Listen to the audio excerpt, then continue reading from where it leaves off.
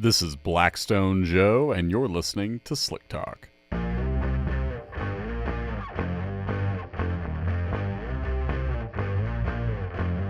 I say I'm an oil man, you will agree.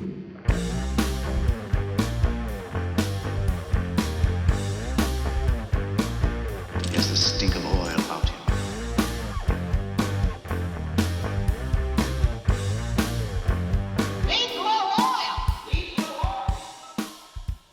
Hello and welcome to Slick Talk. I'm your host, Blackstone Joe, and I'm glad you're here. On today's episode, I wanted to talk about a report that I worked on today because it included a particular product being a factor in the analysis, and I thought that a lot of you might be interested in how, if at all, some of these products might affect your results because, truth be told, when you're going about your maintenance plan, you don't always have the time to coordinate if and when you're going to use an additive before you want to take a sample. So it's good to know what effect, if any, certain products will have, so that way you can just go about your maintenance plan and not worry about the additive, in this case, ruining the results or skewing them in any particular way. And of course, they're always nice to know about on the oil information slip when you're filling that out. So make sure that you note any additive use, but in particular, today's topic, engine flush. So for the uninitiated, or those who have not flushed, let's say, that may be an unfortunate choice of words. However, if you don't know, a flush in theory is going to remove old oil along with debris or deposits, and the idea being the engine's health or performance would be enhanced as a result. Now, we won't always see a difference in how that engine looks in testing. In fact, it generally is not going to alter the metal counts, but more on that later.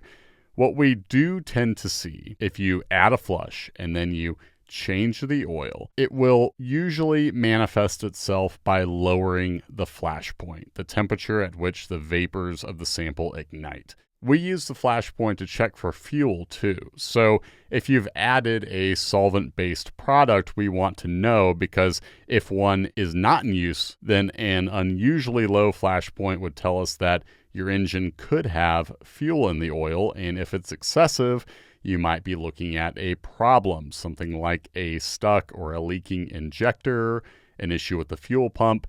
You can find a lot of ways for fuel to show up in the oil. So ideally, you want to avoid having to go down the rabbit hole of potential problems, and then of course inspection, repairs, so on and so forth.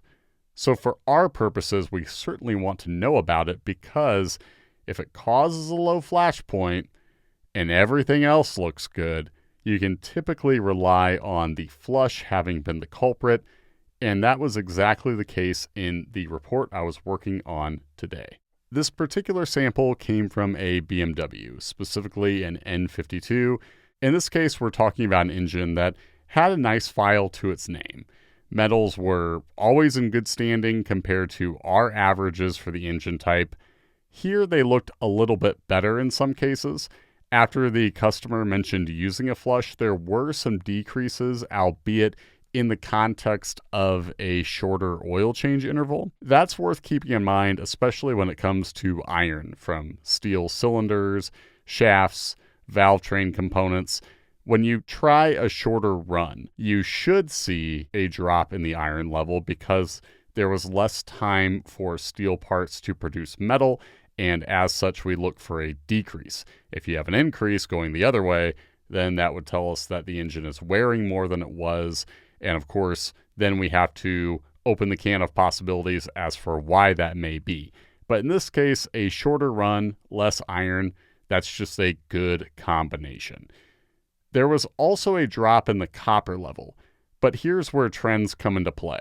We had seen this engine historically produce less copper than it had at the last oil run, so it's hard to say whether or not the flush is the main reason for that drop, but regardless of how it came to be, we're always on board with less metal. That's going to be the alternative every time, because less copper means less reason to suspect an issue with brass or bronze parts like bushings, bearings.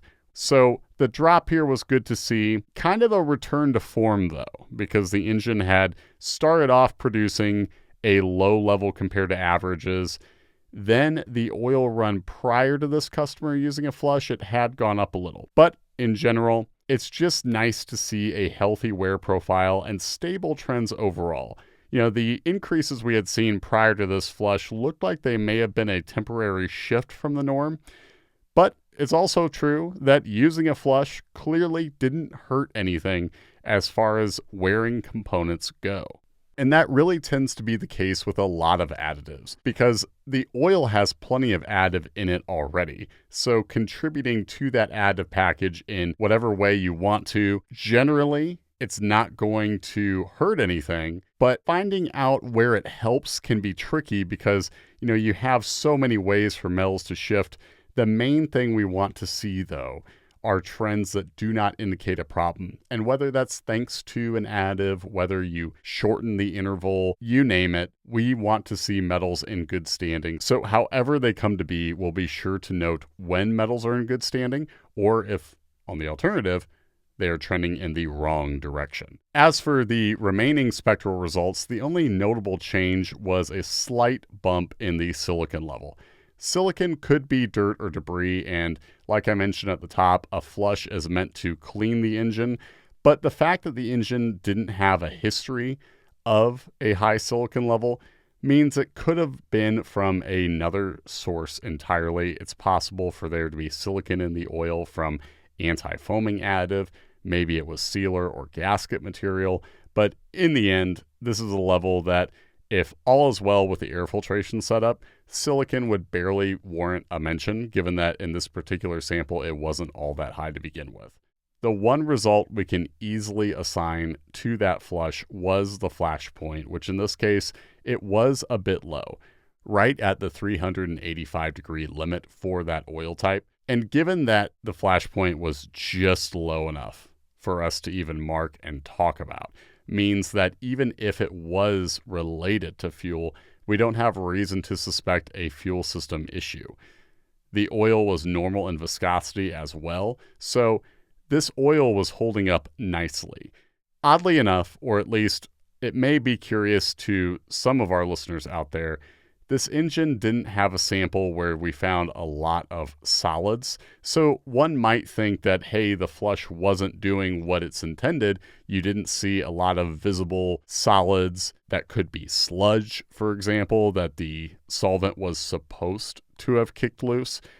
But in that case, again, we wouldn't worry too much if this product didn't do what you expected, because at the end of the day, this engine maintained a healthy wear profile, even made a little less metal than we had seen at the last oil change. So if you use a flush and you don't see a lot of solids kicked loose, it's entirely possible that there wasn't much to kick loose, because like I mentioned earlier, this engine had a history of looking great in testing.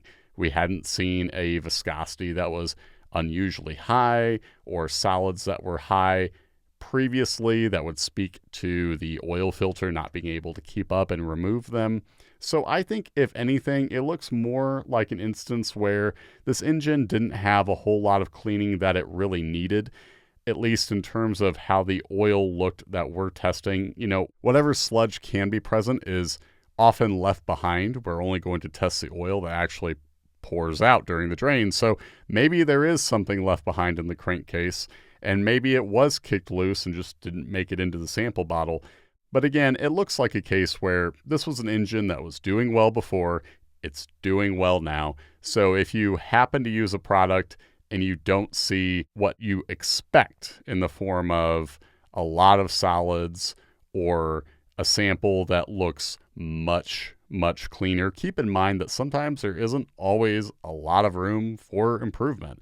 This engine could have gone along wearing at the rate that it was prior to the flush, and we never really would have expected a problem in terms of how internal components were getting along. And furthermore, the physical properties used to look good, and, well, they look good now, with just a flash point that appears a bit low, and we'll look for that to improve once the flush has had an opportunity to wash out.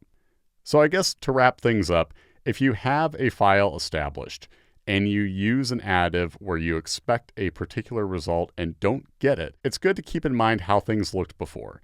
If the engine was already wearing well and then you tried a higher priced oil or you tried an additive and then you don't see much change, well, sometimes there isn't a whole lot of room for improvement. But with that being said, particular products can affect samples in their own way. So here we had a flash point that was a little low, looked like it could have been due to the flush. Otherwise, not a lot of change that we would associate with that particular product. Maybe it is having its desired effect and it's not showing up in the sample we obtained, the one that we tested.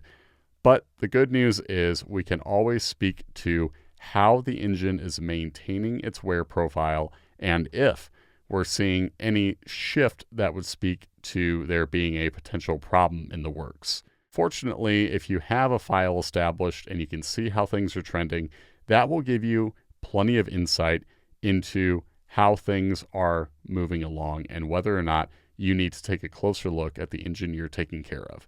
In this case, the engine didn't seem to need much additional maintenance. But if you do want to give a particular product a try, just let us know and we'll let you know if it appears to be having any effect on the engine and the oil you're using to take care of it. If you have a question about a particular additive, how it shows up, and if we need to know about it before sending in the sample, don't hesitate to reach out, let us know, and we'll talk about an additive, especially if it's one that shows up in our testing. Not all of them do, but if we can speak to how that additive shows up, we'd be happy to do so. That brings today's show to a close. Thanks for hanging out. This is Blackstone Joe, signing off.